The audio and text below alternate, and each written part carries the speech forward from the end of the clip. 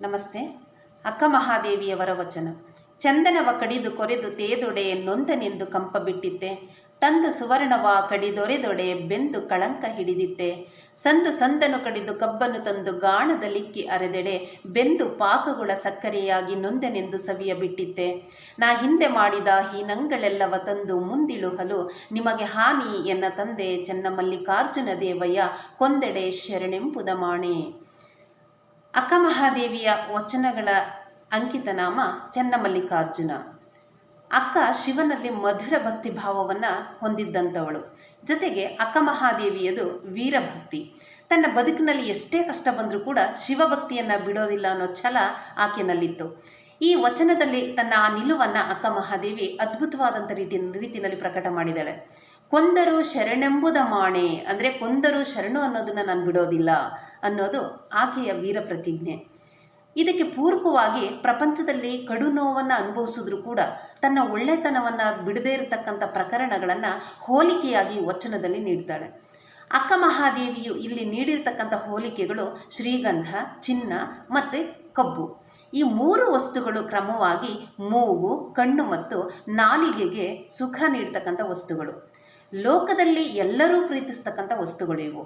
ಇವುಗಳಲ್ಲಿರ್ತಕ್ಕಂಥದ್ದು ಸುವಾಸನೆ, ಹೊಳಪು ಮತ್ತು ಸಿಹಿ ರುಚಿ.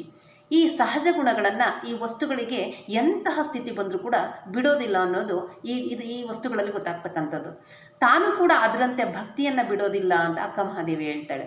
ಶ್ರೀಗಂಧ ಮರವನ್ನು ಕಡಿದ್ರೆ, ಅದನ್ನು ಅರೆದ್ರೆ ಅದು ಸುವಾಸನೆಯನ್ನು ಕೊಡುತ್ತೆ ವಿನಃ ನನಗೆ ನೋವಾಯಿತು ಅಂತ ಹೇಳಿ ಅದು ತನ್ನ ಸುವಾಸನೆಯನ್ನು ಬಿಡೋದಿಲ್ಲ. ಹಾಗೆಯೇ ನಾವು ಚಿನ್ನವನ್ನು ಪುಟಿಕಿಟ್ಟರೆ, ಅದನ್ನು ಬೆಂಕಿನ ಹಾಕಿ ಕಾಯಿಸಿದರೆ ಅದು ಅಪರಂಜಿ ಆಗುತ್ತೆ ವಿನಃ ಅದರ ಹೊಳಪನ್ನು ಕಳ್ಕೊಳ್ಳೋದಿಲ್ಲ, ಮತ್ತಷ್ಟು ಹೊಳಪನ್ನು ಕೊಡುತ್ತೆ.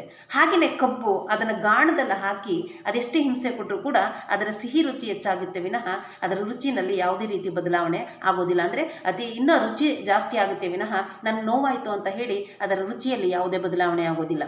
ಹಾಗೆ ಇವೆಲ್ಲವೂ ಕೂಡ ಸ್ವಾಭಾವಿಕವಾದಂಥ ಗುಣಗಳು ಅವು.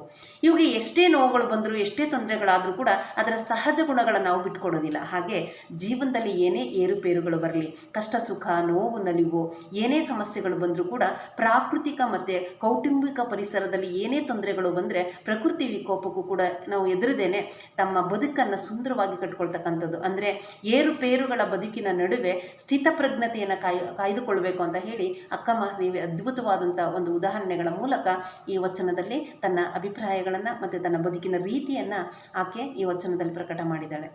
ನಮಸ್ತೆ.